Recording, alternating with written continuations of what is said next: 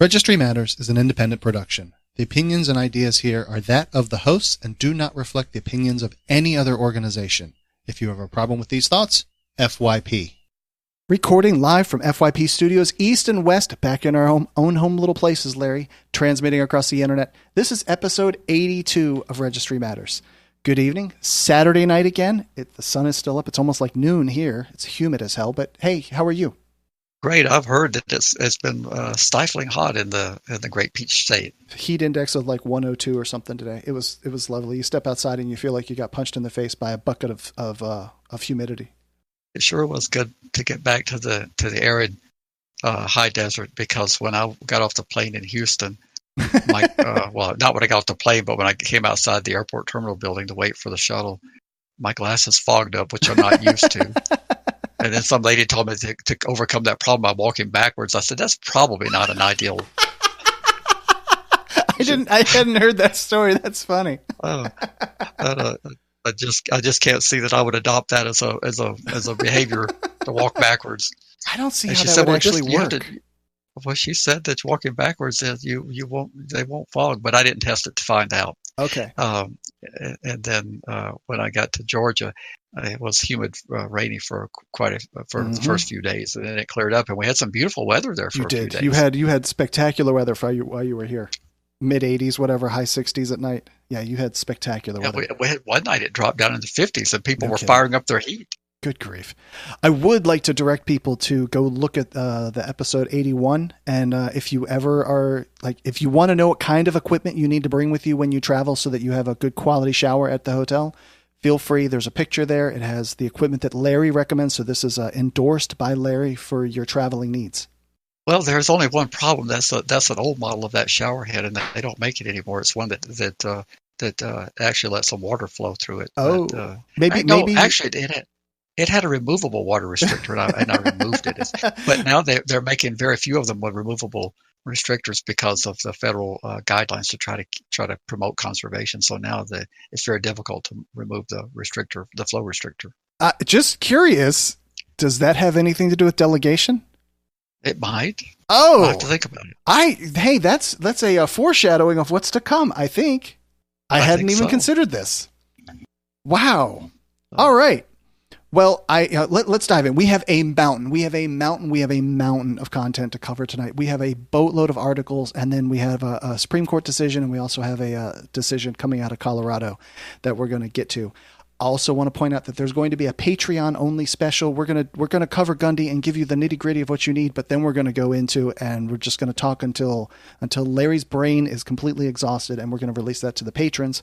So how do you get in on that? Go over to patreon.com/Registry Matters. For $1, you can get the full extent. You get the episode released early. It'll come out Sunday, sometime probably around lunchtime, and you'll get all of the thoughts that are going into why this decision is or isn't good or bad, or where it stands, how this impacted.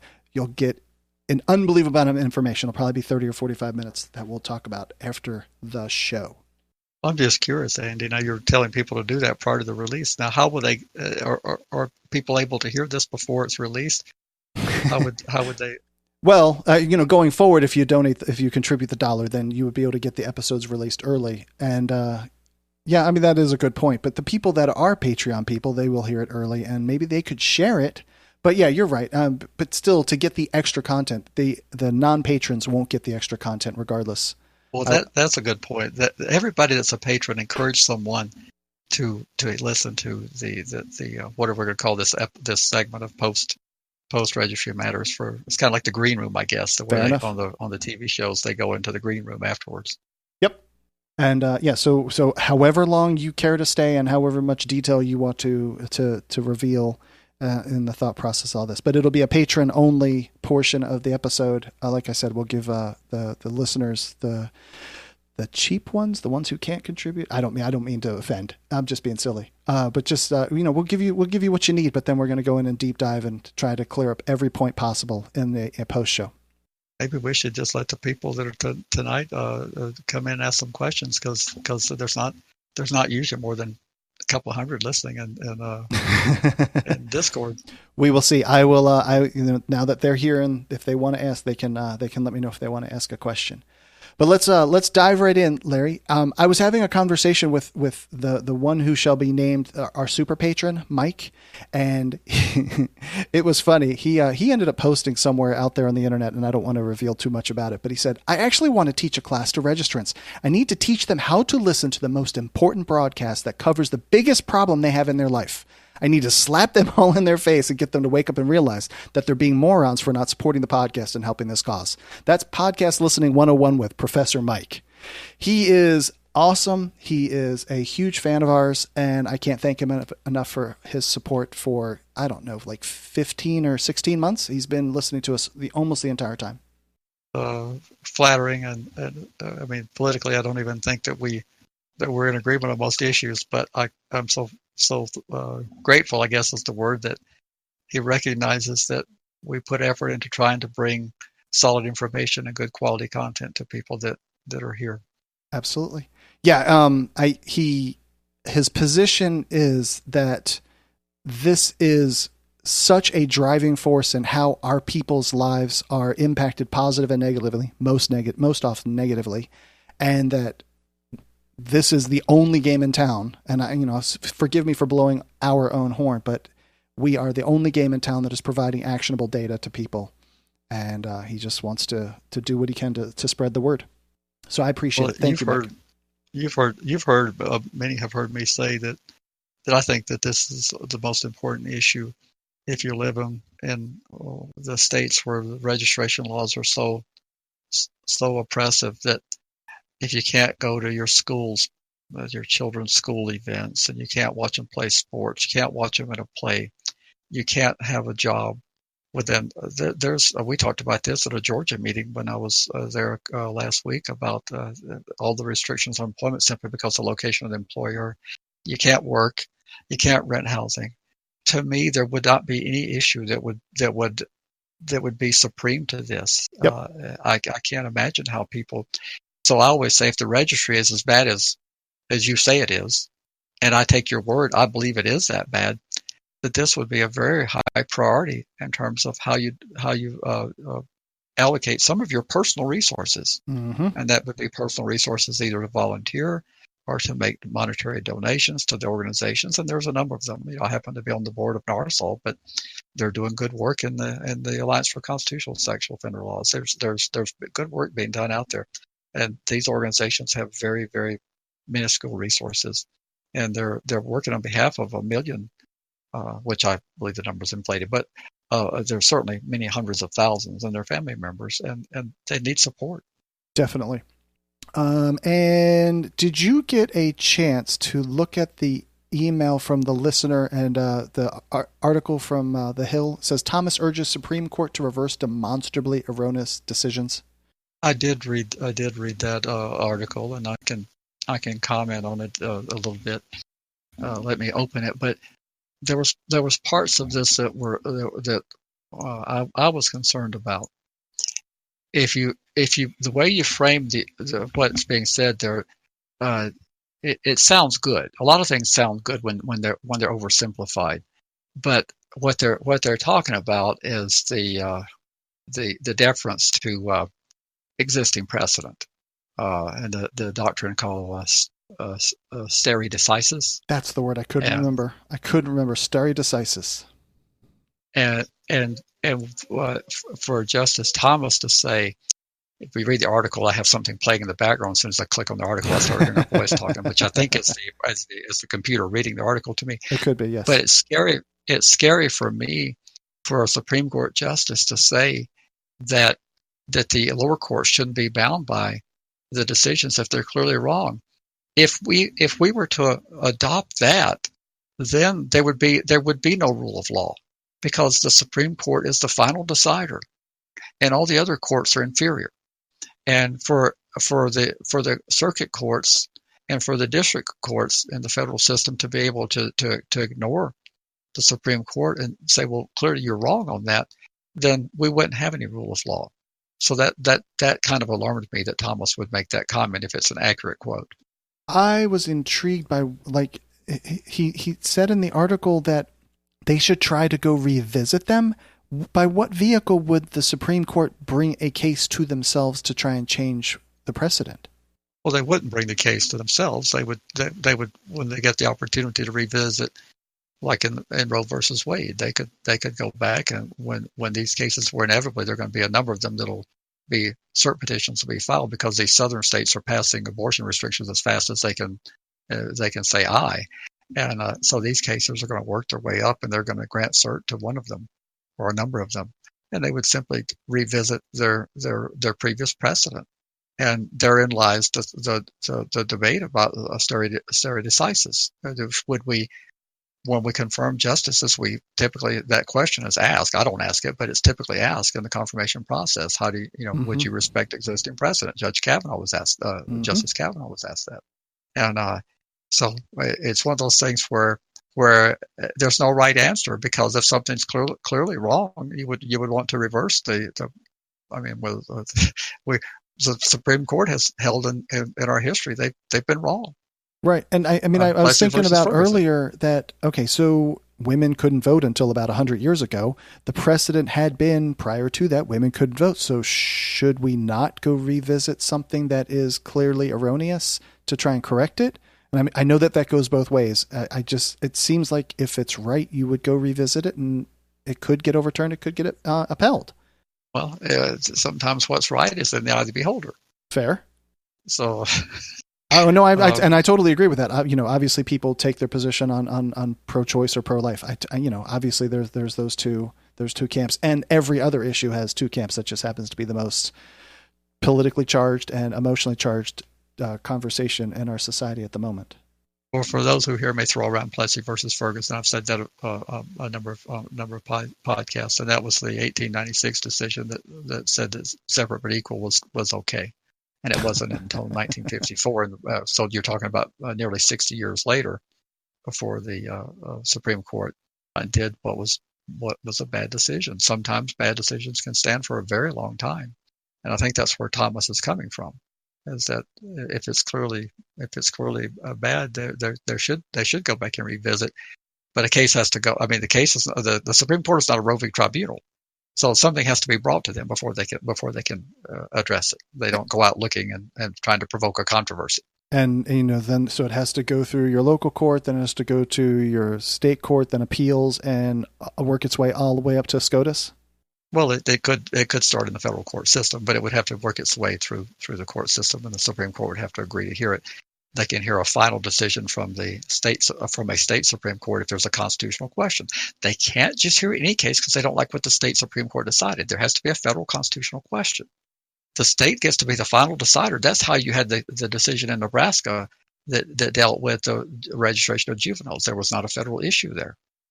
The juvenile didn't have a right not to register under the federal constitution. Do you think that's a continuous problem, that people confuse that for certain issues your state Supreme Court is the final arbiter, and for only a narrow group of issues that it goes to SCOTUS? They are very much confused about that, and the federal courts are courts of very limited jurisdiction. And when you say that, people roll their eyes and they lean their chair backward and they say, "What is he talking about?" But the federal courts only have limited jurisdiction.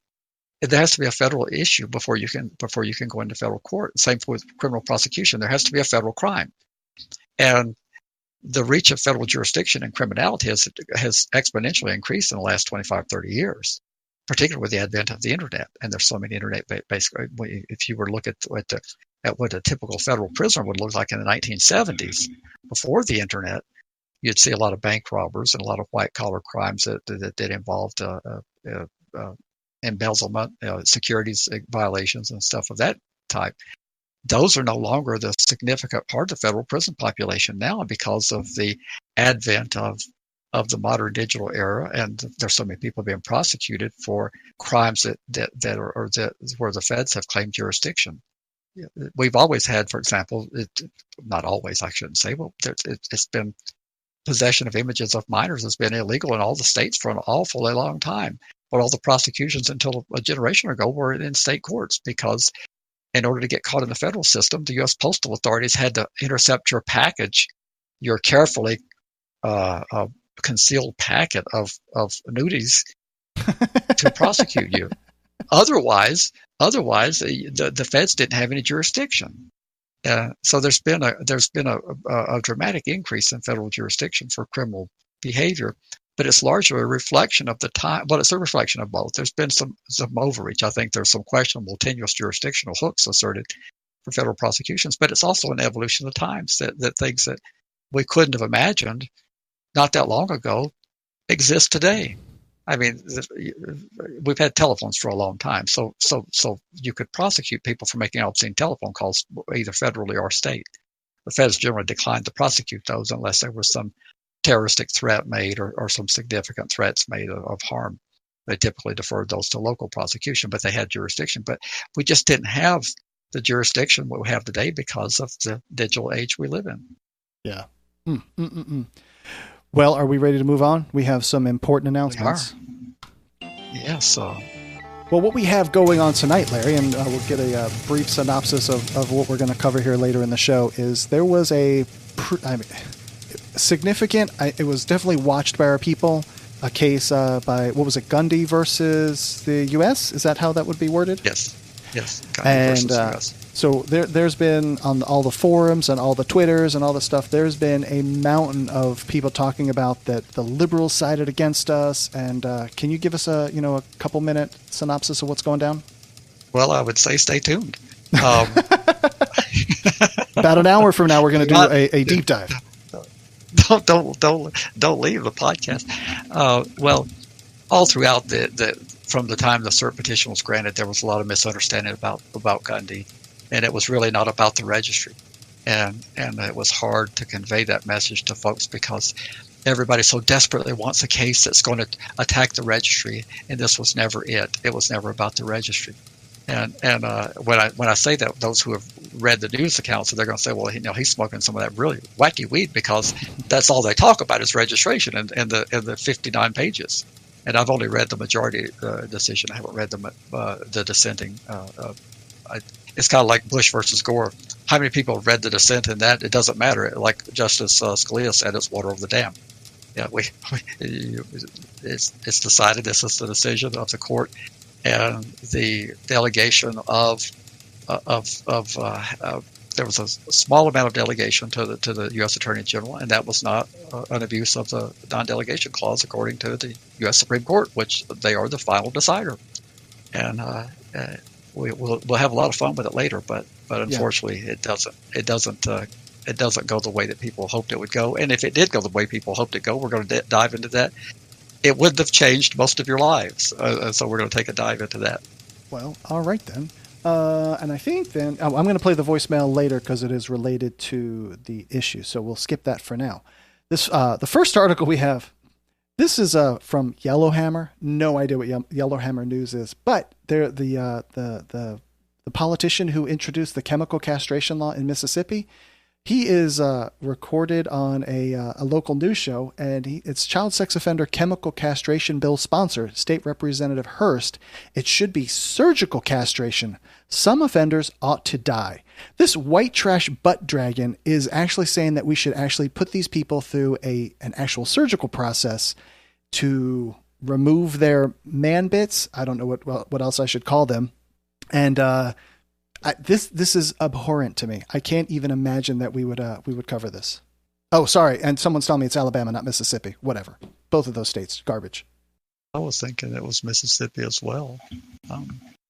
But anybody who would call for the genital mutilation of someone, and the sad thing about it is he should be utterly rejected at the polls.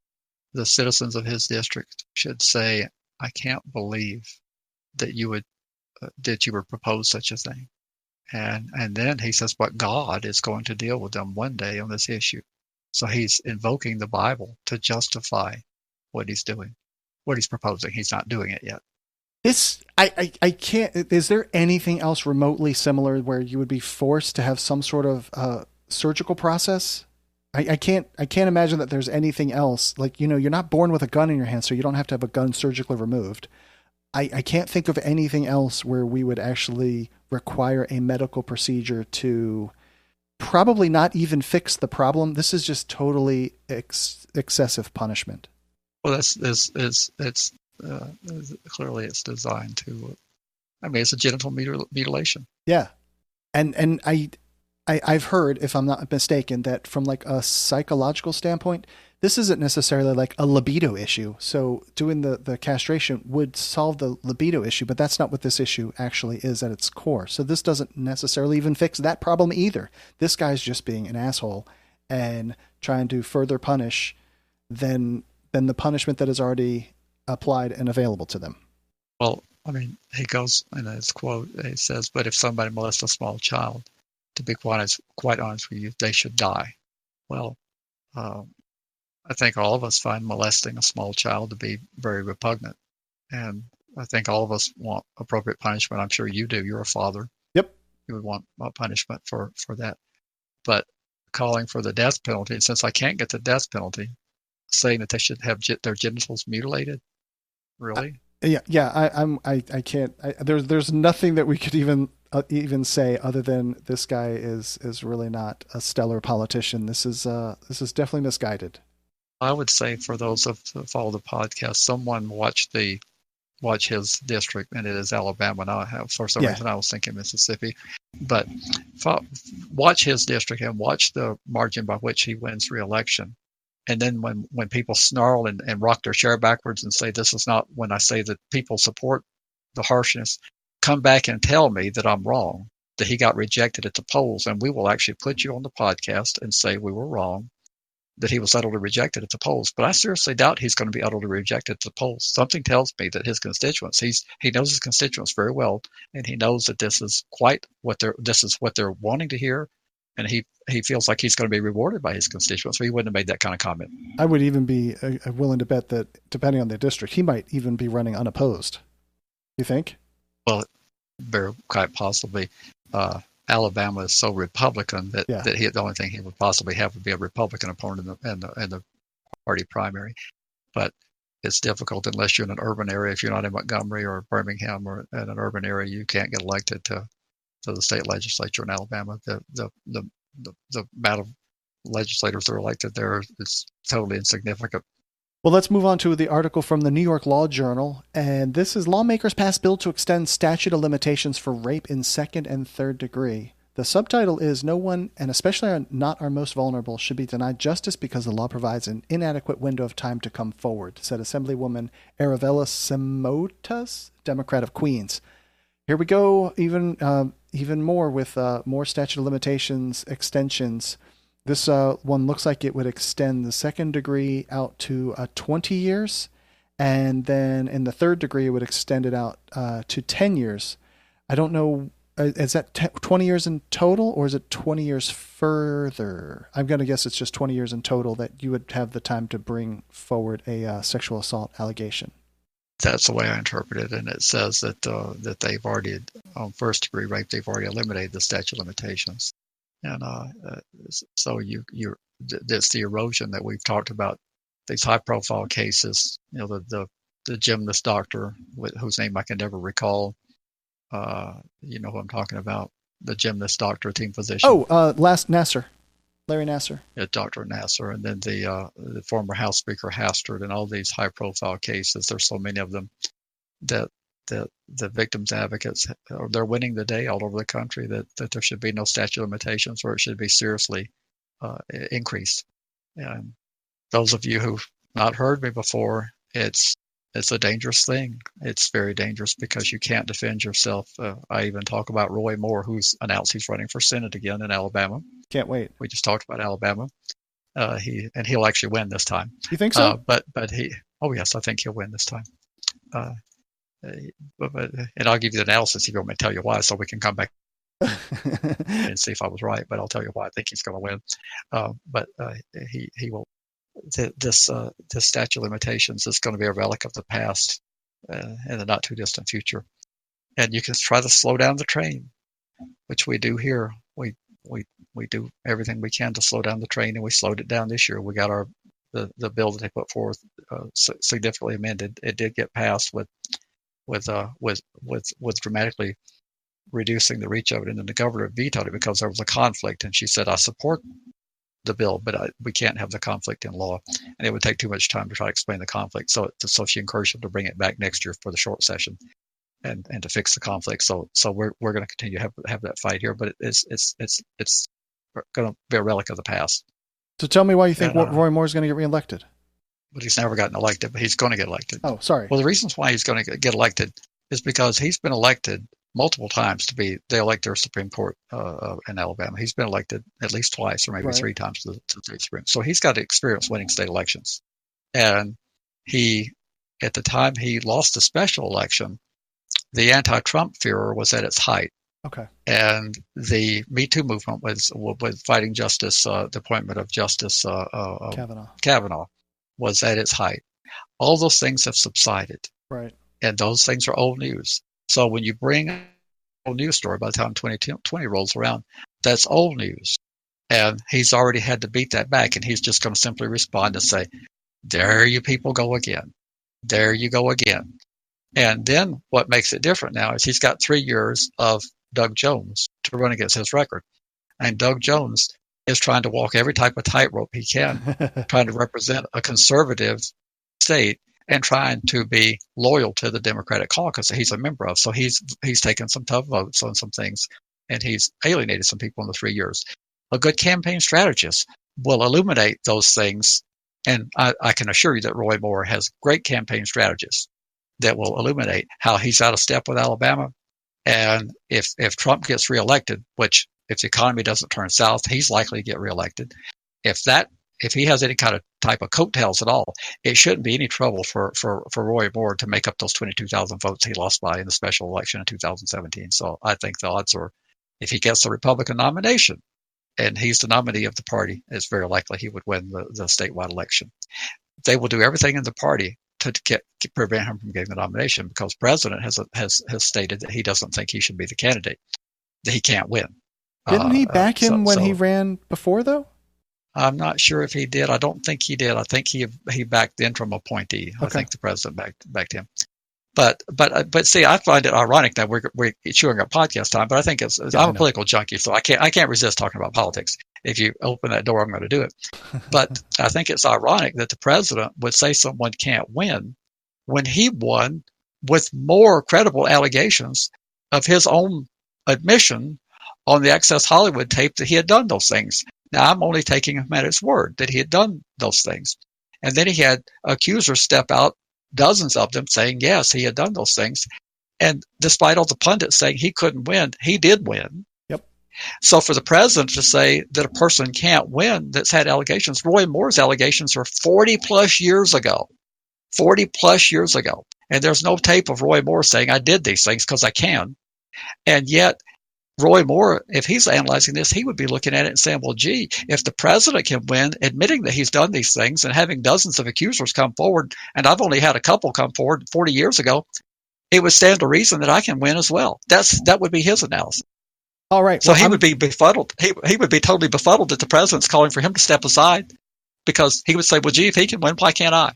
Right. Well, okay, now we have to close that door and move on. So you talk about politics. I love it. Oh, I know. The next article comes from PennLive.com, and this is child porn found by a repairman can be used to prosecute computer's owner. Split Pennsylvania Supreme Court says. So a guy has a computer and drops it off at the local repair shop. They find some not so appropriate material, and they turn him in, and that can be used to prosecute the guy. I mean, I know of a case here in Georgia. I'm almost positive that that's how this went down. But isn't there something in here about them using the repair shop as an agent of the state? Well, I didn't read the opinion. You had me loaded down with stuff this week, so I didn't read the opinion. It's not my fault. But I'm assuming that that's what it was about. So any listener that did read the opinion can feel free to help us next week if we got it all wrong. But you have the right to be free of unreasonable search and seizure under the Constitution. So searches that take place have to be reasonable.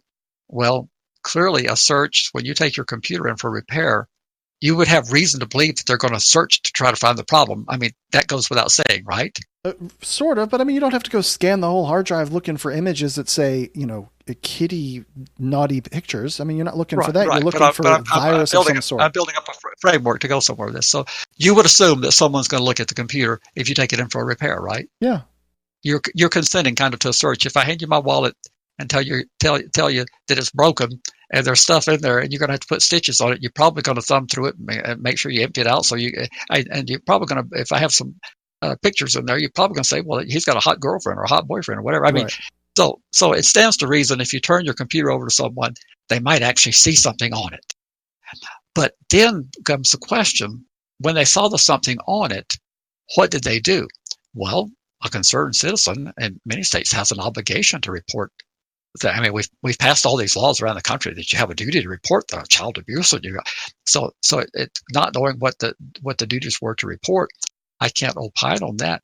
But if once it was reported, the question would be that I don't have the answer would be what did the law enforcement do to establish the probable cause? Because remember, there's no search without probable cause. So at some point, law enforcement was notified that we've got this computer and it's got this contraband on it. Did law enforcement go down to a judge and say, we've been notified by Jeff's computer repair that there's a computer that needs for us to search it to find if did they go get a warrant, or did they go pick up the computer and search it and then go get the warrant? What was the order of when they got a warrant, or did they even get a warrant at all? Right. Okay. And there, like I think you were just saying, there's no probable cause. He maybe, it's possible he didn't know it was on there. There are ways that you would end up with this stuff on your computer without you knowing. And so he just drops it off because he's infected with a bunch of viruses, which could have happened in the process of him getting infected with things, and then child porn ends up on his computer. He could be innocent of the crime to begin with, and he tries to go get it fixed by someone with experience at this and ends up getting 13 years of probation, 6 months in prison, 13 years of probation. Well, and see, with my lack of technical expertise, I don't understand all the stuff about having it and not knowing you've got it. To the average layperson that doesn't know, we assume that anything's on our computer, we put it there. And that's probably a wrong assumption. But I'm more concerned about the legal part. I know. When the repairman saw the contraband and reported to the police, I don't find any particular fault with that. What did the police do is what I'm more interested in. Did the officer sit down and write an affidavit saying that I was notified by Jeff's computer repair that there was these images, and did they go ask for permission to search the computer and do a more thorough detailed forensic search? Or did they go pick up the computer and just say, thank you, Jeff, for letting me have it, and then they go look at it and then prosecute him without having a warrant? Or did they get a warrant based on what they found with the forensic search after the private party turned the computer over to them? In my humble opinion, they should have sought a warrant based on the report that they received from the source of the computer store. I think most judges would have upheld that as being sufficient probable cause. If a repair person who's in the business of repairing computers says, I have found porn, I think that would be enough of a probable cause to justify a more in-depth analysis and search. So I think that forms your probable cause for the warrant. And then when you have the warrant based upon probable cause, you find the contraband, then you're in a much stronger position. But since I didn't read the case, I don't know how this all unfolded. It does say, but there would have been a right way. There would be a right way to do it. Well, it does say a critical point Justice Max Baer wrote in the High Court's majority opinion is that the porn was discovered by a private individual, not by law enforcement. The Fourth Amendment only governs searches conducted by agents of the government, Baer stressed. Do you not have any Fourth Amendment protections against the computer guy searching your computer? Well, I don't agree with that. I would have to read the opinion. Okay. I agree with it. That it's technically correct. But once the law enforcement was called, I'm assuming that the law enforcement didn't just have a Geiger counter that was going out and they sniffed out that there was porn. I assume they got a report. That would have been sufficient, in my opinion, to get probable cause, to get the warrant to search his computer. So the fact that it was a private party, to me, is not as significant because the report came in.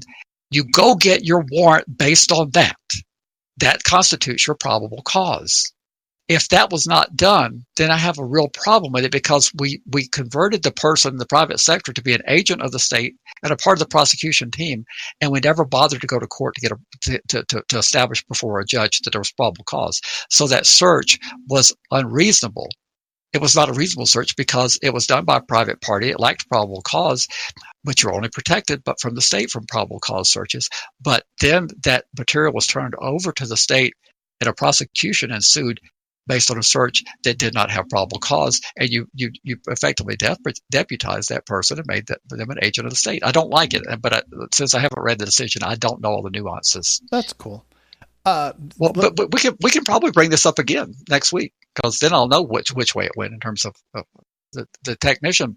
They say wasn't looking for anything, just trying to fix the computer. Sure, I'm still kind of puzzled as to how he says he was copying data from A to B, and how unless the file names said kitties doing naughty things, the files get copied at thousands per second. You wouldn't be watching something happen. Well, I thought there was kind of an extension on files that would give you a clue to what type of. I've heard people. Yeah, no, I mean you would see a JPEG. So a JPEG could be a picture of you and your family at the beach. It could also be kids doing naughty things. So it just says JPEG. What's the difference? It just says. But there's JPEG. no unique extender. There's no unique. No, there's no porn extender.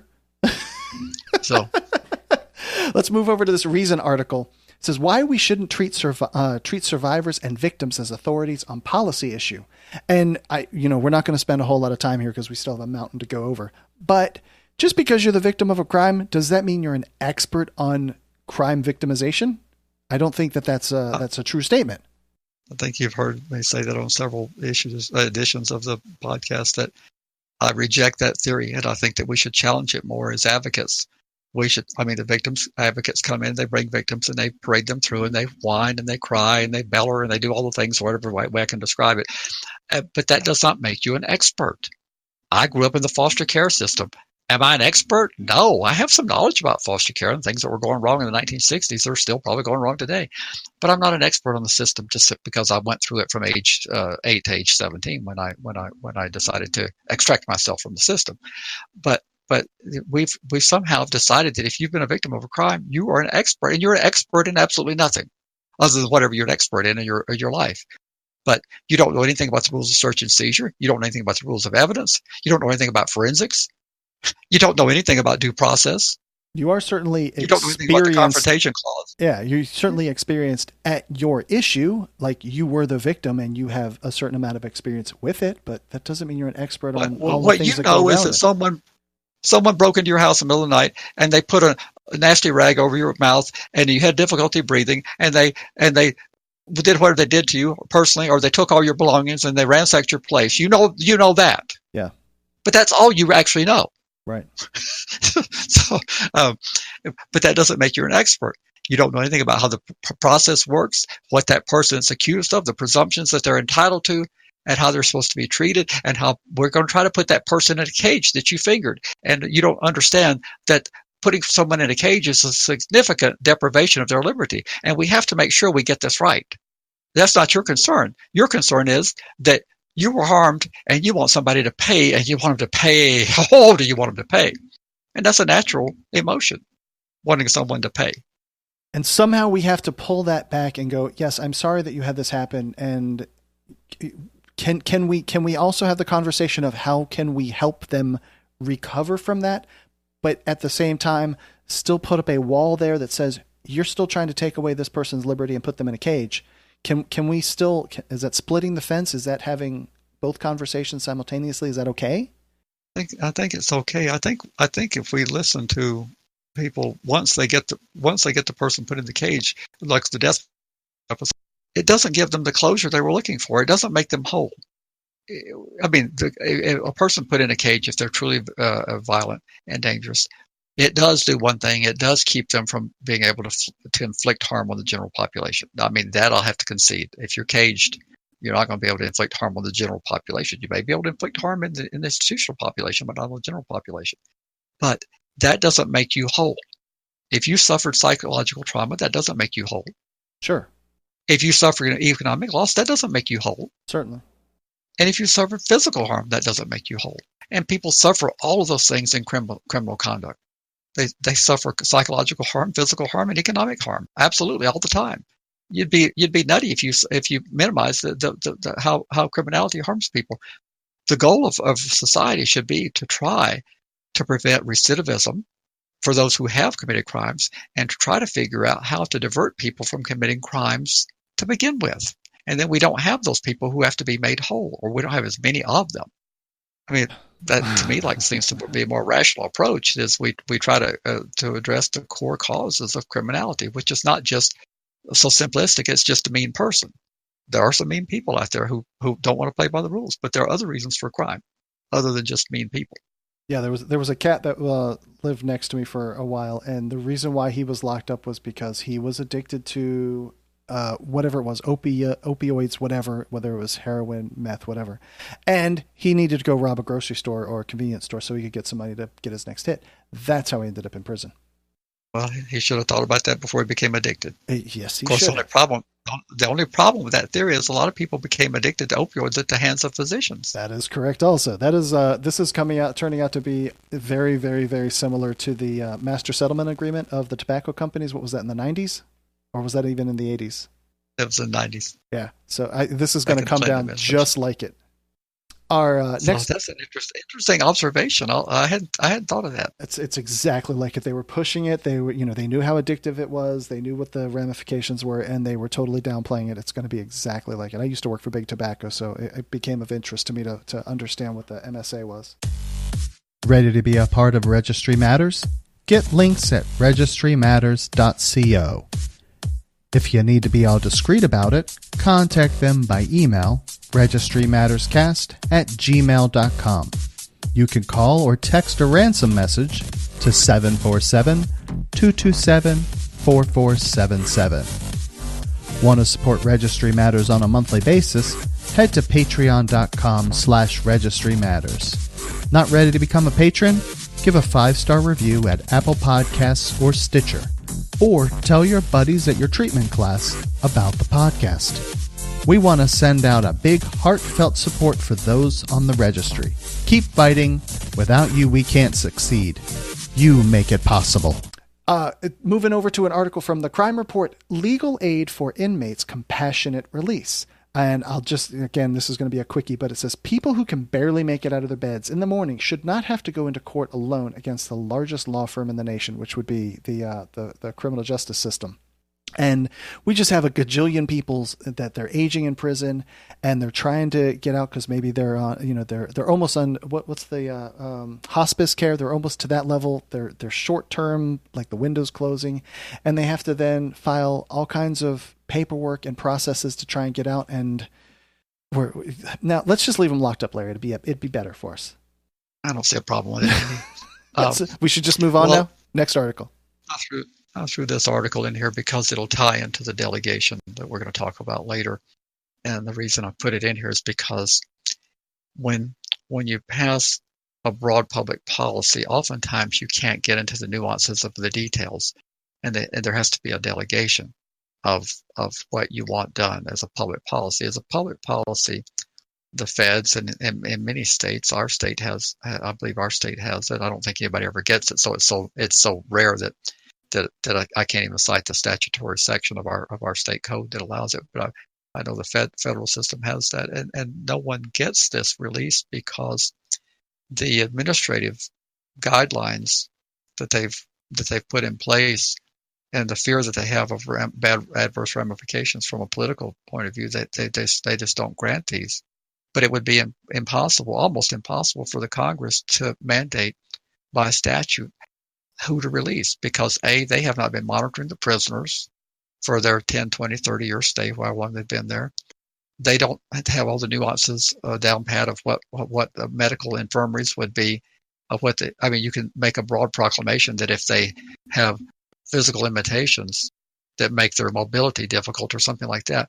But how do you make the determination of who qualifies and what the process is for them to be released? Well, that was delegated to the Bureau of Prisons. In the case of the Bureau of Prisons has a process under the Obama administration, and I think that the trend has continued under the Trump administration that no one's being granted compassionate release.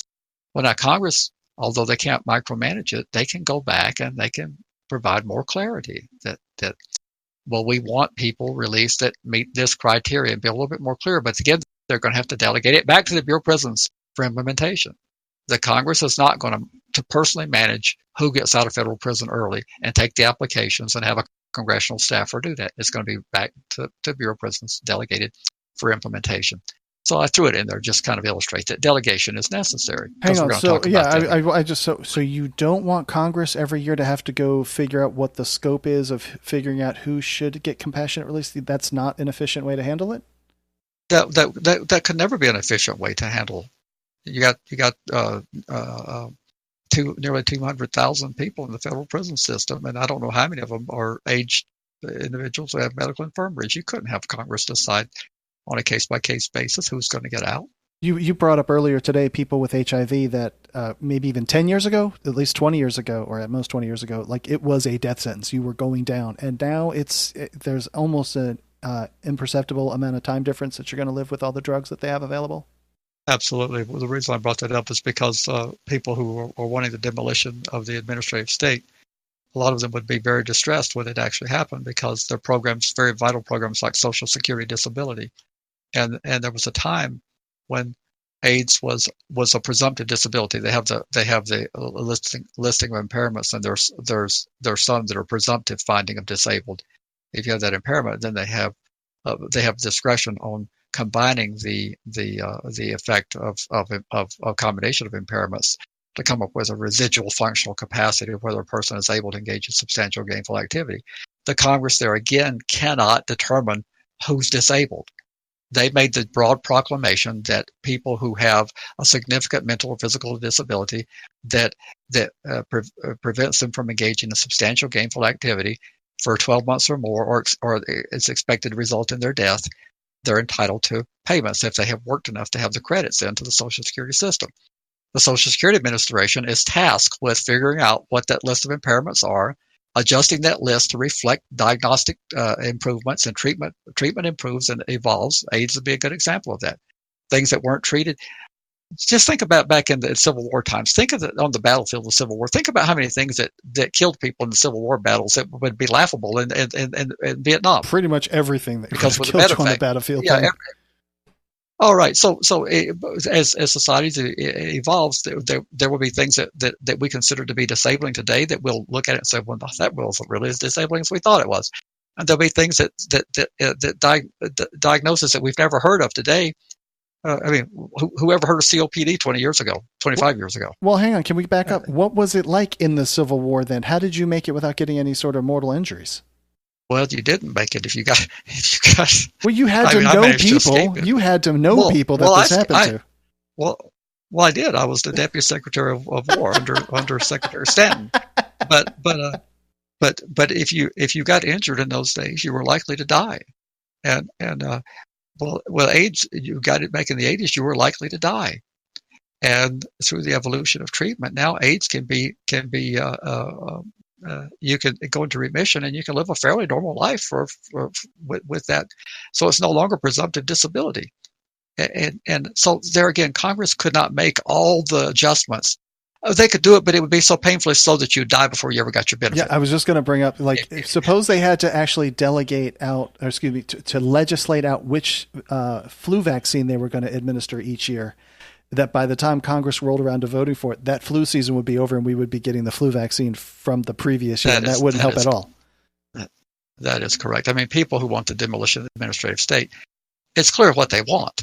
They would not want. They would pretend like they're not trying to get rid of the Veterans Disability Determination process. They wouldn't be trying to get rid of Social Security disability. They would be wanting to get rid of things like OSHA and the EPA.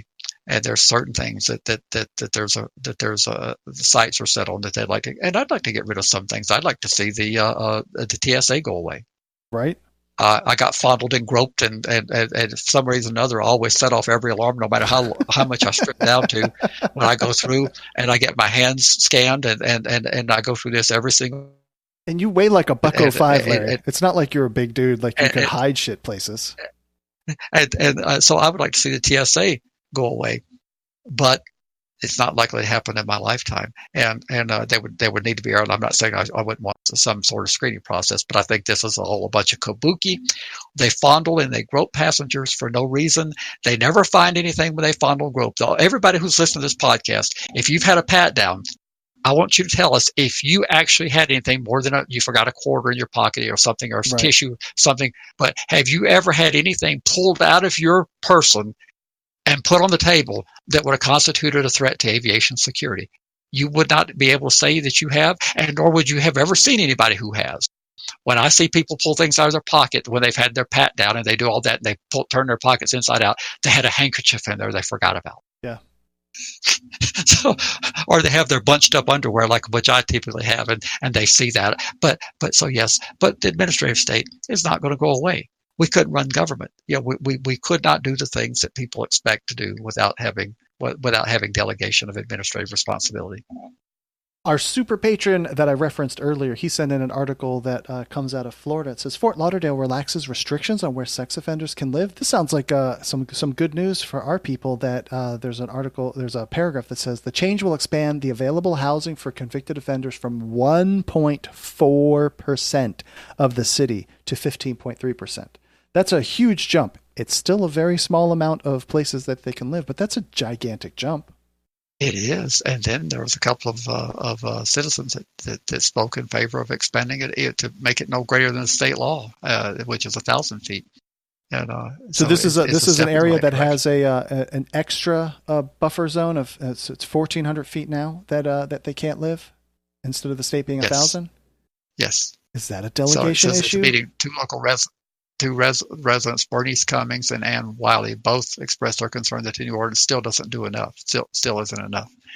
And it says Cummings reminded that changing the ordinance to 1,000 feet would open up 1/3 of the city. So now they would, rather than have 15%, they would have 1/3 of the city. Right.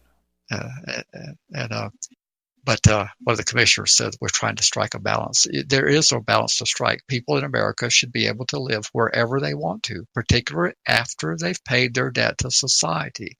I will concede while you're paying your debt to society, sometimes you pay your debt to society, but inside a cage, and we certainly decide where you live then. And when you're paying your debt to society in the community, we can have a significant say-so in where you live. But in the United States, you should be able to live anywhere that anybody can live after you've paid your debt. If you can afford to live there, you should not be impaired by restrictions. And is that government restrictions, or does that even move over to the civilian sector of background checks and things of that nature? Well, now we're getting into a new debate about whether an apartment complex should be able to deny residency. In terms of the residence you would own, I think there's unequivocally you should be able to own a residence anywhere that you can afford to own one. Right. In terms of when you're renting, you've brought another party into play that has a responsibility for the community, and having held that responsibility, it's a significant responsibility because of the legalities of what happens. So I'm not advocating that there be blanket discrimination, but I'm telling you that as a manager of a business, that you have a lot of existing case law in terms of negligent hiring when you hire people, and there's case law about apartments have rented to people without doing the most rudimentary check where they could have obviously known a particular characteristic of a person, and those apartment owners have lost. They've lost lawsuits. Oh, okay. So the community brought up a charge against the business owner, and the property manager should have known who was living there, and they found them negligent? Yes, they should have known that the person had this. You ran into a cat burglar. Yeah. You knew that person just got out of prison from cat burglaring. And why did you turn that person loose on us? Well, it does beg the question, though. If they've paid their debt to society, and society has reiterated them, should the apartment owners, should they be shielded from liability? You can't have it both ways. If you're going to hold them liable, it seems like to me that you have to give them some latitude. Gotcha. I think I skipped over the article from On the Media. There was a podcast. It was what they call their podcast extra, and this is like a 20-minute listen. It was very, very interesting, but I'm sure almost all of us, I can't imagine anybody hasn't. The show's been running for 30 years. It says what running from cops learned from Cops. So the TV show Cops, Bad Boys. There's a guy watched I think, every episode and did some statistics to compare real world from what we are perceiving on the TV show Cops. They are totally heightening the drama out of it. They've got different police forces. They are actually like declining to sign a contract with the TV show because they are being asked to heighten the tension. And then the statistics, the ratios of who's getting arrested or chased and all that stuff, it is not in line with what we actually know to be the real deal in reality. And I wanted to point it out. So like I said, it happened, it came out on June 12th. So go back a couple weeks and check out this episode. And I think you'll find it interesting, and it's a good listen. So that's your assignment. So every listener to the podcast will file a written report. There you go. Yeah, I'll be looking for those cops. Emails and whatnot about cops. And they will be graded, thoroughly read and graded. Well, let's see here. So we can go over, I think we can go over to the Colorado decision since we just flipped the tape. Are we ready to get there yet? We can do that, sure. Excellent. We have two decisions out of Colorado. We're only going to touch on one because I had not enough time to prepare on the other one, and I don't think from what I did read it's going to really have the effect initially that people would be hoping for. Can you tell us who is the plaintiff and who is the defendant? In which case? The one that we're going to cover. I want to make sure I have the right article open. Oh, the one we're going to cover. Yeah. So we're doing the petitioner TB. Good. I have that one pulled up. So this one is People in the Interest of TB, Juvenile Delinquency, Sexual Exploitation of a Child Statute, Erotic Nudity. Wow, that is a very salacious title, Larry. Yes, and I tried to highlight it, but for some reason, the highlighter was skipping and just highlighting just letters in each paragraph. So I ended up after I read about half of it, I ended up taking the old-fashioned yellow highlighter and started highlighting by hand. I'll go back to the rest of it and I'll do a scan of it so you can have my highlights. But it was a fascinating read for me, and I know the legal beagles will enjoy it. And it's a good case about this was a textual interpretation of the Colorado law. And so if this is any indication of the Colorado Supreme Court, they did consistent with the Nebraska Supreme Court did, and on the juvenile who'd been convicted in Colorado and moved to Nebraska. He argued that he should be exempt from registration because juveniles convicted in Nebraska are exempt, and they said, well, by golly, we look at this statute and it says you are a person, aren't you? You are adjudicated of a sex offense, aren't you? Right. You did move to Nebraska from a state. You were required to register in that state, weren't you? Well, you sure seemed like you're covered to us.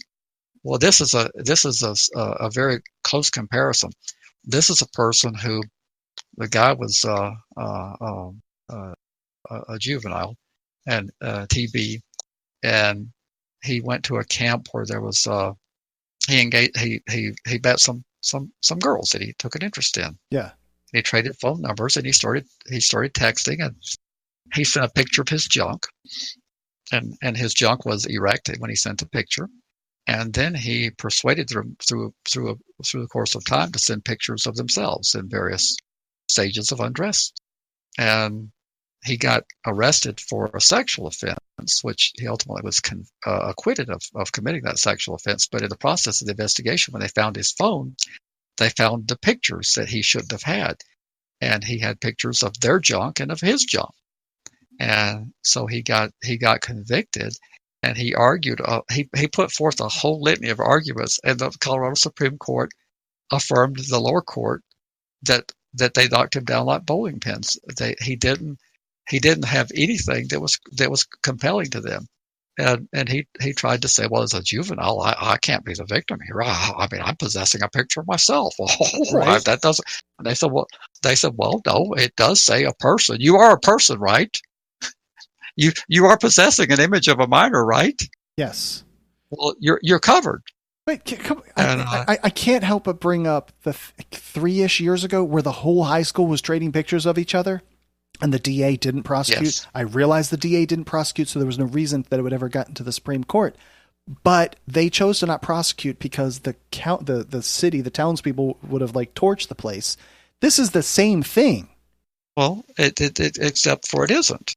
they didn't prosecute because of public pressure. But that's a decision a prosecutor can make. But they're not required not to prosecute something when the law's being broken. They put their hand on that Bible and they say they're going to enforce the law. But this is the exact same thing. Just one got prosecuted because of no pressure. The other one didn't get prosecuted because of pressure. Well, I don't understand what you're saying. A prosecutor who elects not to prosecute for whatever the reasons are is within their sound judgment to do, and a prosecutor who elects to prosecute because that's what they're sworn to do, that's within their sound judgment. I don't understand the point you're making. I think simply we have an unequal level of treatment here, that one group didn't get prosecuted for the same thing because one group was active in lobbying against it, and the other person, this particular case, didn't have the same lobbying efforts, so it's unfair treatment. It's not equal. Well, whoever said that the law has to be? I hate you, Larry. So, but that you had massive. That was a situation where it involved a dozen or more, a couple of dozen, maybe 30. I don't remember. It was a large number of students where you had massive public. This is not a mass. This is a case of one person. Yes. A 15-year-old boy who met a 17-year-old EH and 15-year-old LB at the Future Farmers of America conference. Uh-huh. And he sent a picture of his junk to them, and he got them to send pictures of their junk to him. Yes. And he was in possession of junk, and he was not allowed to be. The Colorado law did not allow him to possess. It says a person commits sexual exploitation of a child if he or she knowingly possesses or controls any sexually exploitive material for any purpose, including and then himself. they go on to define that. Yes, he can't possess pictures. The statute defines sexually exploitive material to include any photograph that depicts a child engaged in, participating in, observing, or being used for explicit sexual conduct. And erotic nudity is the display of the human male or female genitals in a public area. I mean, he's clearly in violation of the law. Fair. But he's a juvenile. But they didn't exempt the juveniles. You're wanting the legislatures, the court, to come in and do what the legislature could have done and maybe should have done in the interest of public policy, and what we did do in our state.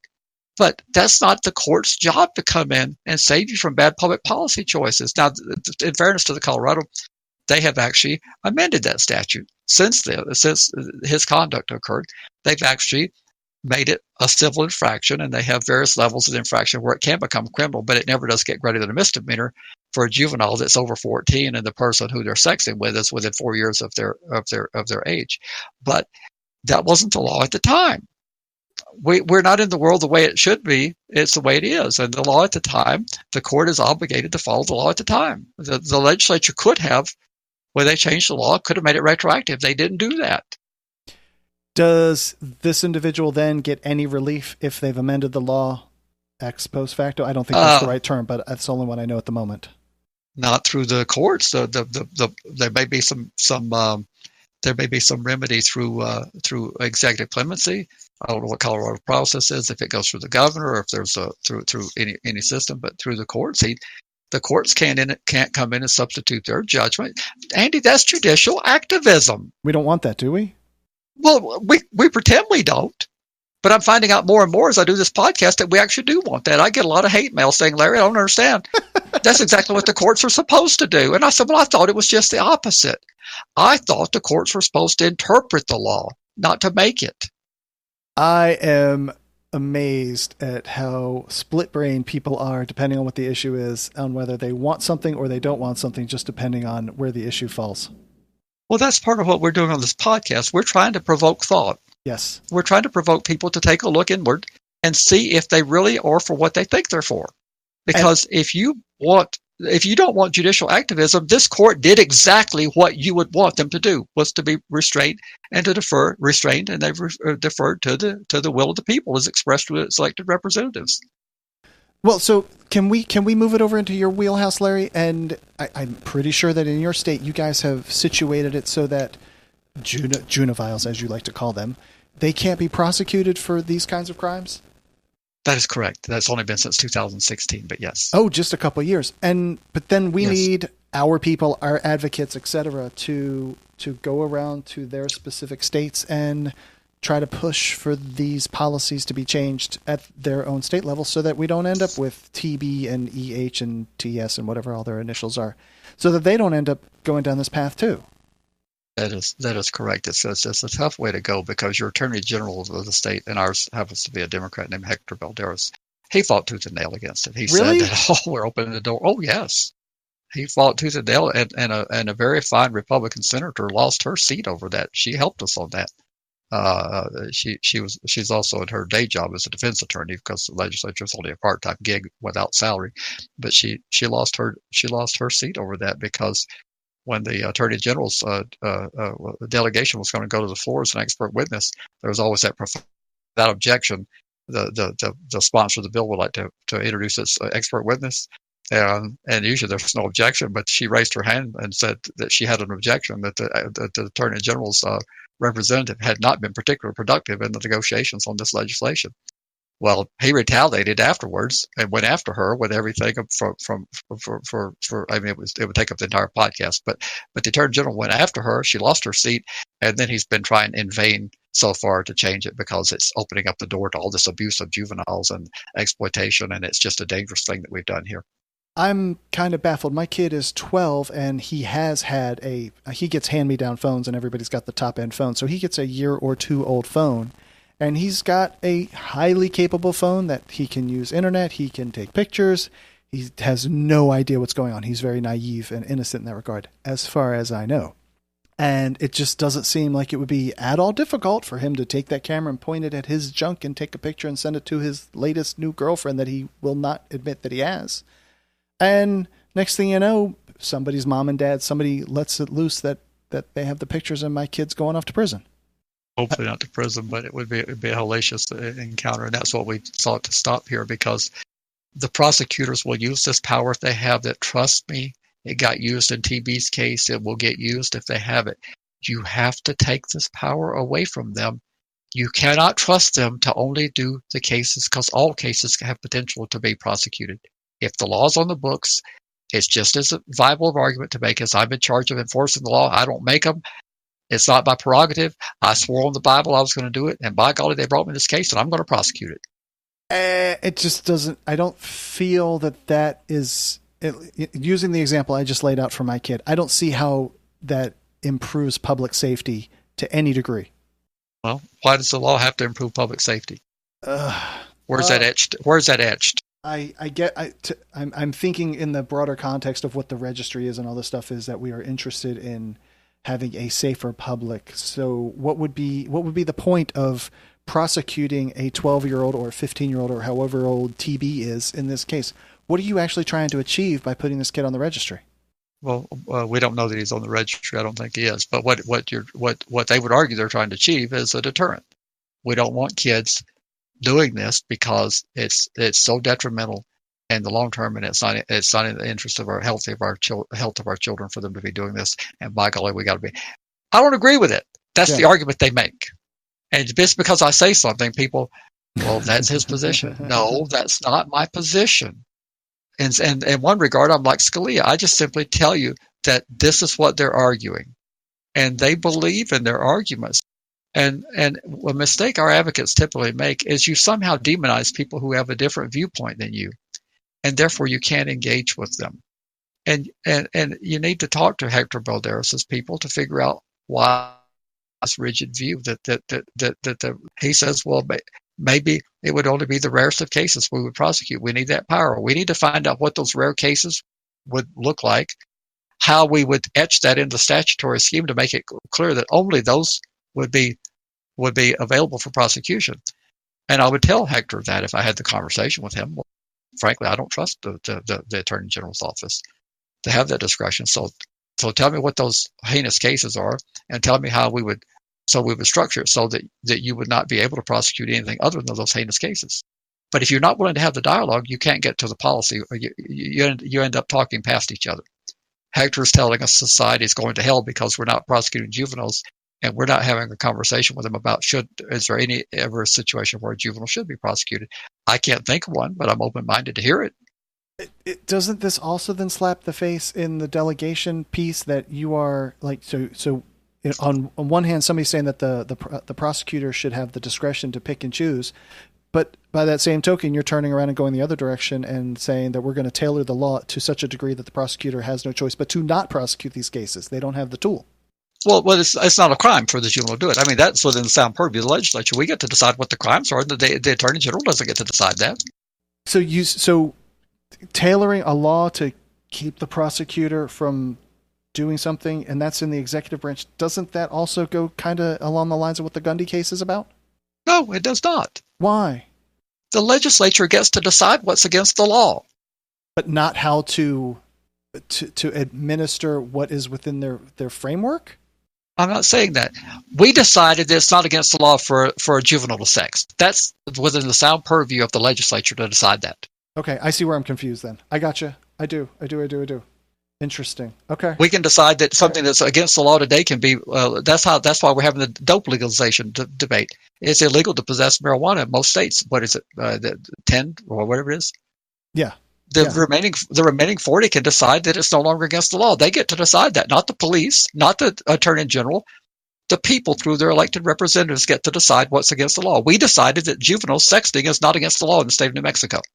But as soon as it's an 18-year-old and a 17-year-old, or is there a age gap thing? Not an age gap thing. If you're not a juvenile, you can't. Okay. You can't be texting. You can't be possessing and sending junk to a minor if you're not a minor. So by one day, the 18-year-old and the 17-year-old boyfriend girlfriend, now what they've been doing is illegal. Now, okay, hang on, Larry. Suppose you still have pictures of your junk when you turn 18 of your 17-year-old junk. I don't know. We'll have to wait. As Scalia says, we'll have to wait and see when that case comes. Interesting. Okay. Well, we'll have to wait. God. It's like. I mean, so you experiment and you take pictures of your junk. As soon as you turn 18, you have to go through some massive cleansing of all of your equipment to make sure that you don't have any pictures of your junk. I doubt that question came up during the debate. I've never considered this. I've never heard it. I doubt any 16-year-old came in and said, well, I can do it now. I can sext all I want to. Do I have to get rid of my pictures when I turn 18? I don't think that question arose. I would agree. Who would have ever thought of it? No, nobody would have. But I was like, gosh. Yeah, and that goes to one of the other fundamental purposes of this podcast is that's why we have to be represented at the state level to help craft these laws. That's correct. You have to be participating and raising these scenarios that no one would think of. Jeepers, and the prosecutor would say we would never prosecute that, but we don't know that. And just to extend on that, so my kid takes pictures of his junk and then says, "Hey, Mom, I'm going to the bathroom. Can you hold my phone?" Somehow the situation comes up where the police now are in possession of that phone, and now you're holding a phone that has kids' junk pictures on it. Well, you're possessing it. You are a person, right? There you go again with that. Well, that's what the law says, doesn't it? It is. It totally is. And yes, you are a person and you are in possession of. And I just don't see how you outrun these things. And I think that is where there would be the judicial activism that we would want to be the judge to say, and the prosecutor, but they should be like, come on, man, this is just stupid. Normally there's a knowing requirement that you knowingly be in possession of it. Now that sometimes that falls to the wayside because legislatures are being pressured to pass strict liability offenses. The Florida drug statute is strict liability. You don't have to know that you're possessing drugs or intending to possess drugs. And but remind most me, of these porn possession, you have to knowingly be in possession. That is the term strict liability. Is that correct? I hope you say that. Strict liability. Yes. The first time I heard Catherine Carpenter say that, I was like, I had no idea what this term means. Well, for those who've listened for the first time, strict liability is a term that refers to no state of mind required, and those type of statutes are highly disfavored. There's not an exact bright line of what where you draw the line, but there's a general. The Supreme Court of the United States has held repeatedly that criminality requires the convergence of an evil doing mind combined with an evil moving hand, and you have to intend to commit a crime. If you're driving down the road and you're speeding, that criminality carries very minimal consequences. You may get a couple points on your license and you're going to pay a ticket. So therefore, we can have strict liability. You can say, well, my speedometer's broke. We don't care. Speedometer's broke. Too bad. You're speeding. So But when you're talking about a felony conviction that's going to carry life-altering ramifications, we have to have a state of mind that you were intending to break the law and that you were doing so knowingly. So if you're possessing a phone that you don't know that it has junk because it's not your phone, you probably couldn't meet the mens rea requirement that there be knowledge that you said, well, I had the phone, they handed it to me, it's going to the bathroom, and they handed it to me. It's the first I've ever had the phone in my hand. I didn't know it. The jury would probably buy it. But when you shift the burden to the defendant to prove that they didn't know something, that's where it goes astray. The state is supposed to prove that you knew it. You're not supposed to have to prove you didn't know it. You see what I'm saying? Like with the Florida drug statute, they've built in a defense that's called an affirmative defense. You say, yes, the officer did find that backpack in my car, and yes, it did have what turned out to be drugs in it. But no, I didn't know it was drugs, and the burden is yours to carry that you didn't know that those were drugs. Well, that shouldn't be the way it is.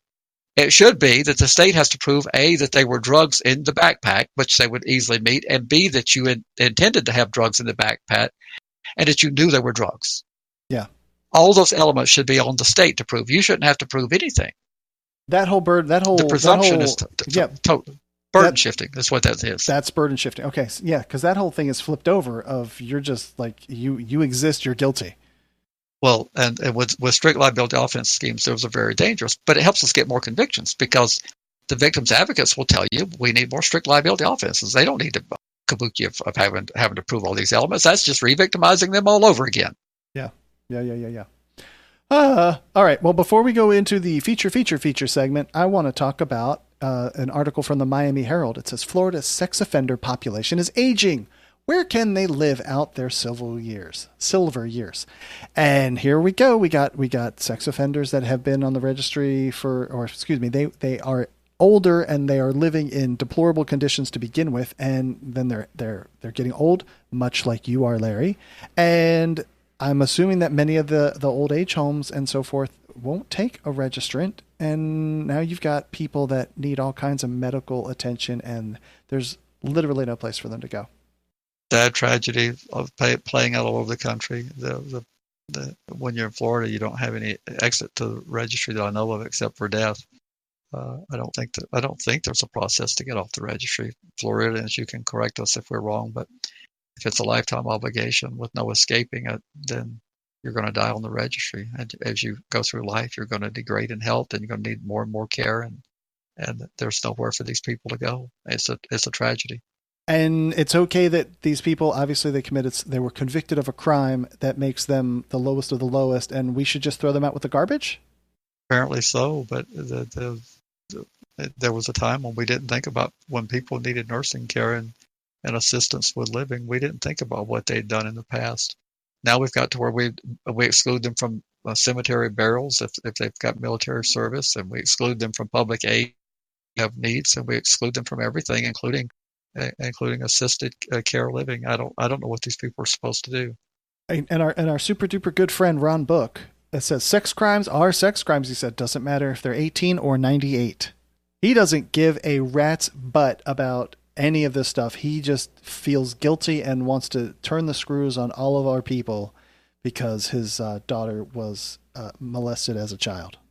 Well, if they committed the crime as a 98-year-old, I could see where he could say that that's based in logic, but we're talking about people who have things that happened many decades ago. And you can have a 50-year-old offense, I think, and be on the registry in Florida. If Book would actually take the time to become informed, which is a struggle for people who make their career on talking points and flaming public opinion. But if he would take his time to be informed, if he has the capacity to process information, he would understand that these are ancient memories for many of these people. So then Gail Coletta down there, she's the president, I don't know if that's the right title, executive director of Florida Action Committee. This is a humanity issue. It should be a humanitarian issue, said Coletta, president of Florida Action Committee. We're more concerned about stray animals than we are about people with issues that need to have medication. They need to have oxygen. They are just human beings. I've said similar comments when I agree with Gail that we've got people who need. I remember one story came up. A guy needed his electricity. They was homeless and couldn't run the what do they call the concentrator that helps them to breathe. And it's like, really? I mean, this is the compassionate America. We pat ourselves on the back that we're the most compassionate nation on planet Earth. And I sent you a clip today. I said, if you don't watch any, just watch the last minute, because I know 4 minutes would be a struggle for you to stay tuned for something that long. But the representative, U.S. representative, made that comment about we go around telling people how compassionate we are, that we're most generous, and I have trouble seeing that compassion when it comes to this population. I don't see this compassion with other things we have. We have a severe problem with homelessness in America, and I don't see that being a priority at all. I mean, we're letting it continue to escalate in most instances. California is becoming a haven, almost like a third world country, and it's gotten so expensive that you can't afford a bathroom closet out there, and it's that way in every major city, whether it be Las Vegas, whether it be Austin, whether it be New York City, whether it be Chicago. I mean, and even our city, we estimate there's about 5,000 homeless here. We don't care. They're not human. It's their fault. They should pick themselves up by their bootstraps. Yeah, if it were only that simple.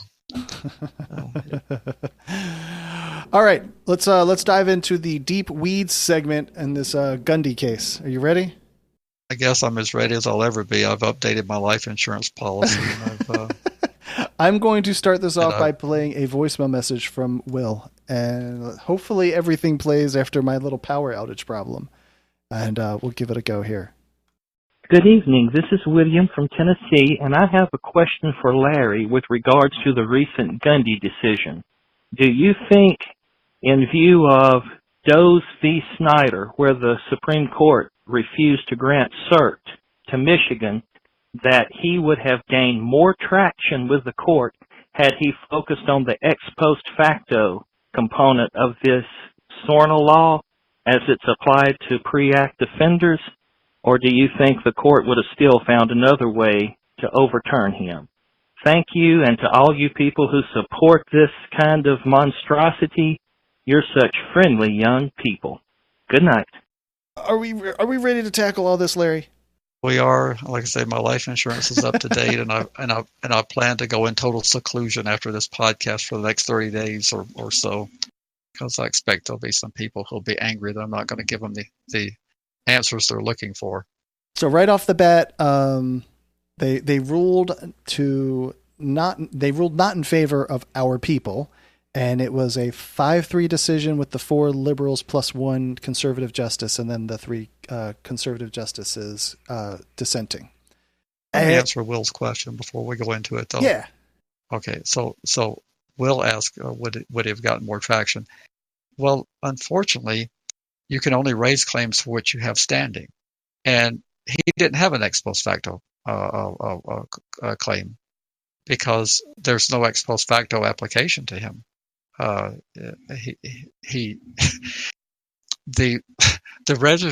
duty to register already existed when he was convicted in Maryland. There was a duty to register. He moved to New York, and New York had a registry. In 2006, all states, when the Adam Walsh Act passed, all states had registries. They had them since the late 90s. So this was not a retroactive imposition of registration obligations on Gundy. He already had a requirement to register. So what Will ask, would he have gotten more traction? I don't see how he would have been able to assert it was ex post facto because the registry existed when he got convicted. There are people who would possibly have the legal standing to assert an ex post facto claim, and there are people. If you look at the Adam Walsh Act, we're going to be very, very nuanced in it later in the post in the segment post podcast.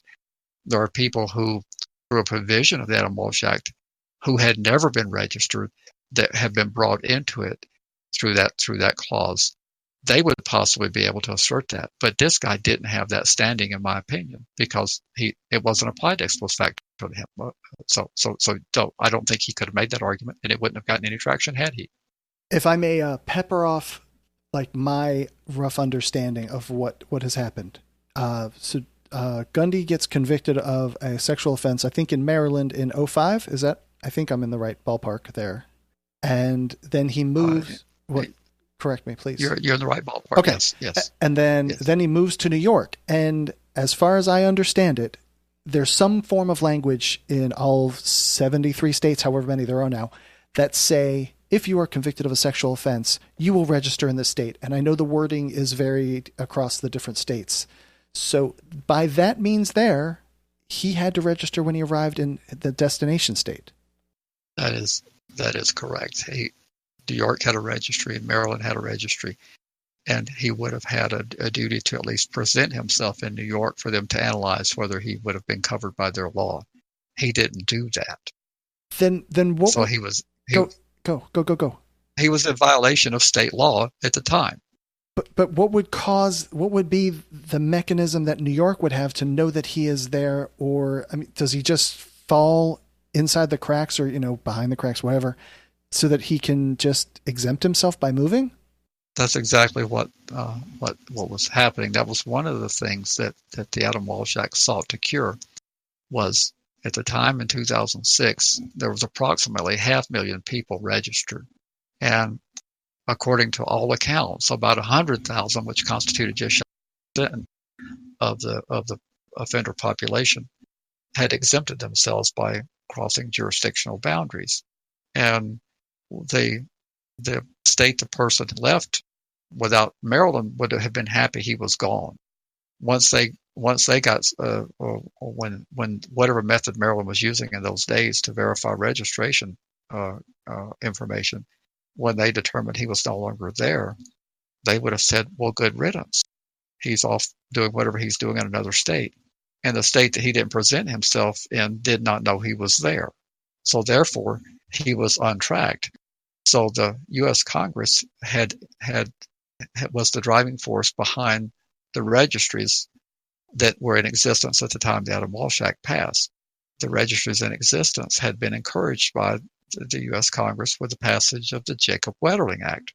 And the Congress did not have the authority to register people who had been convicted in the states. Arguably, they do have the authority to create a federal registry, which they haven't done, but it would only be for people who were in the federal jurisdiction, which would be the federal courts and possibly the territories, the Indian reservations, and maybe the military tribunals. Right. Military, yep. But otherwise, those who have been convicted of state law, the feds have no authority. As I've said, they have limitations on what the feds can do, but they do have the ability to offer incentives, and they've offered the states an incentive when they passed the Jacob Wetterling Act that if you'll enact these registries against children, you will not lose 10% of your burn justice grants. And all states by the enactment period, the 3 years, had done so.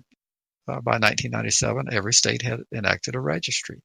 Well, in that intervening years between 1997 and 2006, it was discovered that people could simply exempt themselves from compliance by crossing into another state. The state they left was happy to be rid of them. The state they're in didn't know they were there. And I make that analogy. I try to do something that people can relate to, would be like with interstate trucking.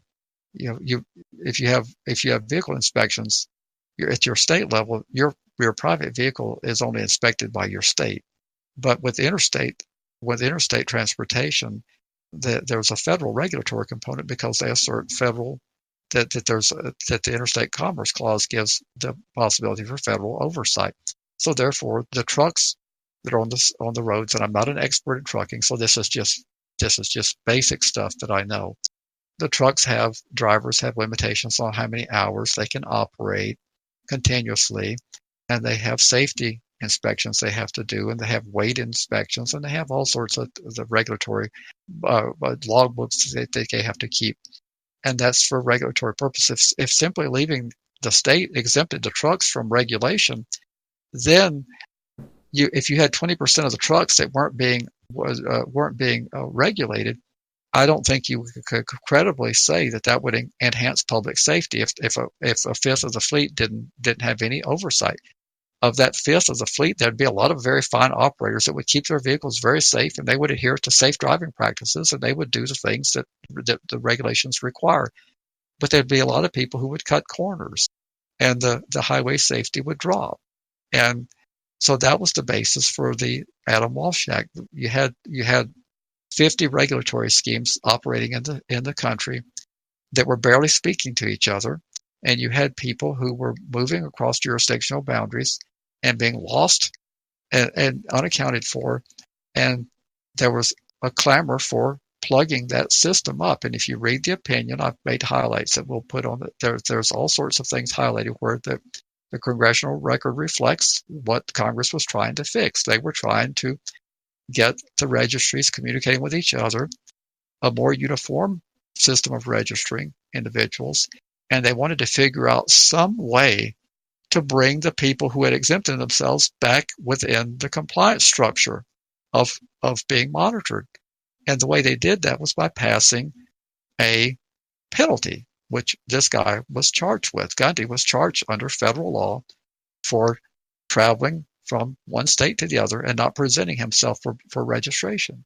He was federally prosecuted, and as any good defendant would do, you would look for some basis to try to get your conviction set aside, because the penalties in the federal system are far tougher than most states. Certainly a significant number of states. The violating SORNA at the federal level is a more significant penalty. So he was prosecuted federally, and that's what this case was about, whether or not that federal prosecution would have been allowable. And the court looked at it the way I think is rational, that yes, he did in fact travel and interstate across jurisdictional boundaries. There was an obligation under federal law for him to present himself to New York. He did not do that. Therefore, he violated federal law. He violated federal law in the present, not in the past. He violated in the present by engaging in interstate movement, and he didn't register. Please don't hear this as an endorsement of the registry. It's merely helping you understand the analysis of the court. The court's looking at the federal law. He's required to present himself, and he didn't do that. So therefore, he broke the federal law. And that's what they were seeking to fix, was to bring those people back into the system that were choosing to voluntarily absent themselves.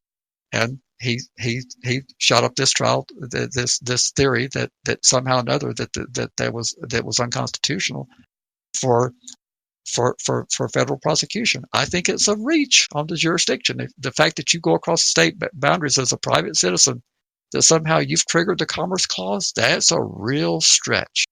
You are a human and you are engaging in commerce, aren't you? Well, I don't know if the mere commerce is pretty broadly defined. If merely crossing the state of Maryland line makes it commerce, but they modeled it after the interstate flight to avoid prosecution. They have that. You could have committed a crime in Georgia, have done nothing that merits federal prosecution, and you could take yourself to Hawaii. You say, well, gee, Georgia's got to spend a whole bunch of money extraditing me, and therefore I'm safe. Well, not necessarily. The theory is well reasoned that you're safe, but the feds have that statute they can use, and they can assert their jurisdiction. They can go to Hawaii and arrest you on an interstate flight to avoid prosecution because you've engaged in interstate movement to avoid the Georgia authorities, and they can haul your behind back to Georgia on the Con Air transport plane, and they can hand you off to Georgia, and they can dismiss the charges of the interstate flight to avoid prosecution once they get you back to Georgia. And Con Air brings up really bad memories of Nicolas Cage and a movie about Con Air. That's disturbing. So thank you for that image. That's what they were looking to do, was to figure out a way to federalize, because you couldn't. There was no, under the old structure, there was no way to encourage Maryland to the states where people had left to want them back, and the states where that they didn't know they were there, they weren't looking for them because they didn't know that they were there, and so the SORNA component of the Adam Walsh Act created a mechanism to prosecute and to go about investigating, apprehending, and tracking down those who had absented themselves from registration by simply going across state lines. But it's not an ex post facto application of the law, because he already had an obligation to register. And we'll dive into the people who could conceivably make that argument, but it wasn't him. Why do you think that people think that there's a federal registry? I think that's fundamentally one of the key components that our people have confused. I don't think it's all that unreasonable for people to confuse it, because if you read this opinion, it's almost as if the court thinks that there's a federal registry. Can you cite, do you have any specific examples where they said that? Well, the people that read my highlights, but when they're talking about the Attorney General needing to get the pre-act offenders registered, the Attorney General doesn't register a single person. Right. The Attorney General, when they're talking about the Attorney General, they're talking about the U.S. Attorney General. Yeah. There is no process for federal registration that I'm aware of. And if there is, I'd like for someone to illuminate what it is. But when you get out of when you commit a federal crime and they discharge you from prison, they direct you to go to your state registry where you're going to live and get registered. They don't register you at any federal registry office. And so, but reading this decision, it's almost as if the court is confused themselves about the nuances of the registry. The Adam Walsh Act did not create a registry. There still is no federal registry. The Adam Walsh Act created a set of recommendations to the states and said, if you want our precious money, you really ought to do these things, at least substantially do these things. And those things are voluminous, but primarily was to lengthen the amount of time a person's registered based on the severity of the crime, and the basic terms being 15, 25, and life for tier 1, 2, and 3. And many states, if not a majority, had 10-year registration periods at that time. And they wanted them to expand the scope of the registry to include more offenses. There had been an evolution in technology, and there were offenses that weren't covered. So they wanted them to increase the offenses that are being covered. They wanted them to shorten the period of time for initial registration and for periodic in-person. They wanted in-person reports rather than like Vermont does. That's nowhere near compliant to mail in that form. They want the annual or the quarterly or the semi-annuals done in person. And they wanted the states to do those things. They wanted them to register the serious juvenile offenders that had aggravated offenses that were over 14. And they wanted the registries to communicate with one another on compatible platforms, I guess, for lack of a better word. They wanted the registries talking to one another and sharing information. But it's not a requirement that the states do that. It's simply a suggestion. Every state in the union could have thumbed their, we're happy with our 10-year. And the initial registration period is 3 days by federal standards.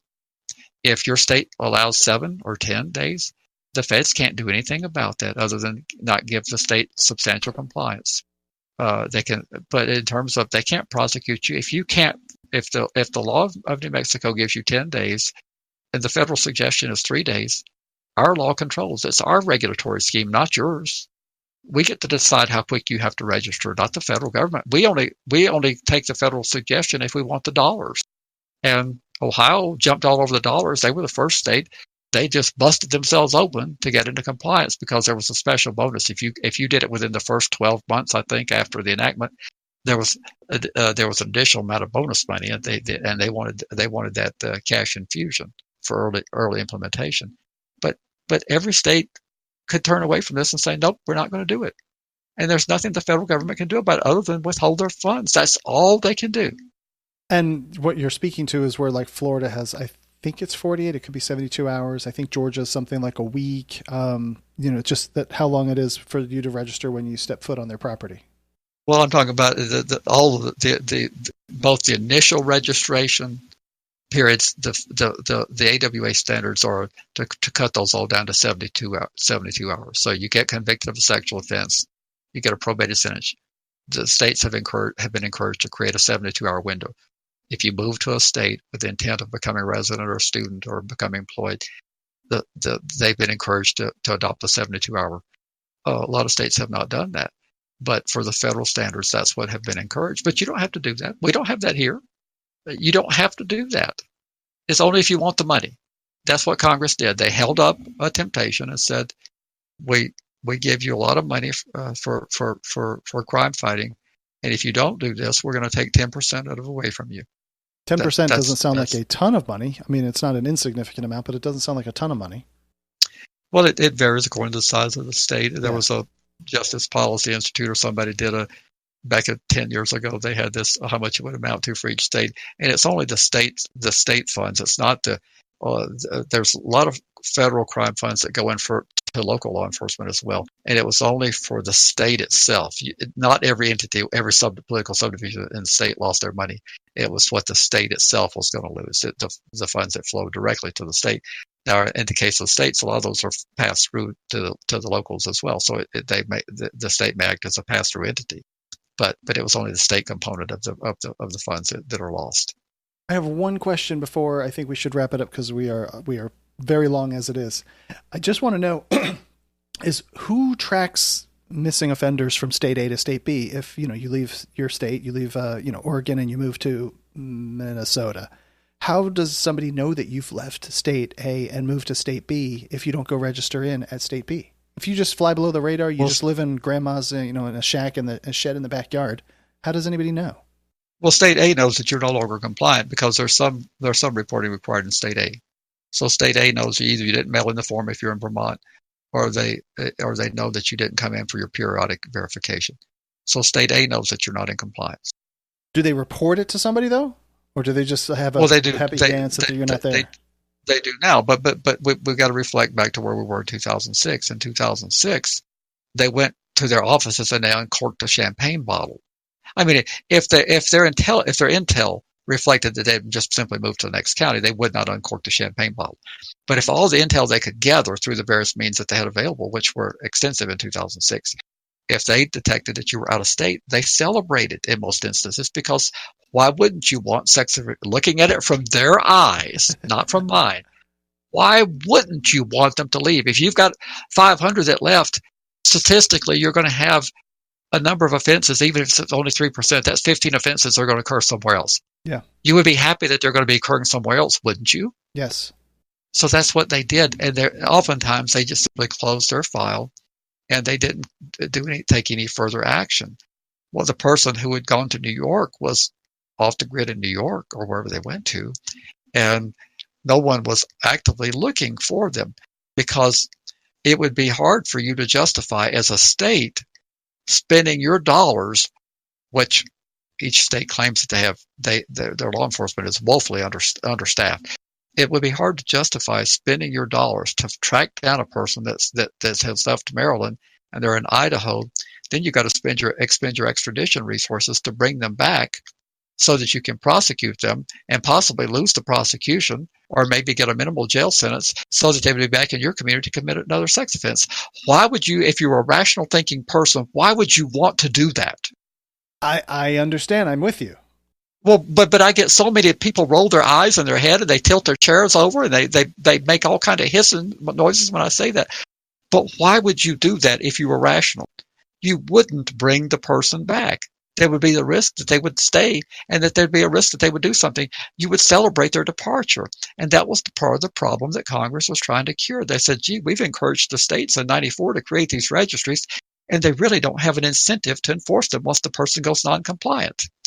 Therefore, what do we do on a national level to try to bring some sense of order to this process? Because we've got a system where 1/5 of the people are out of compliance.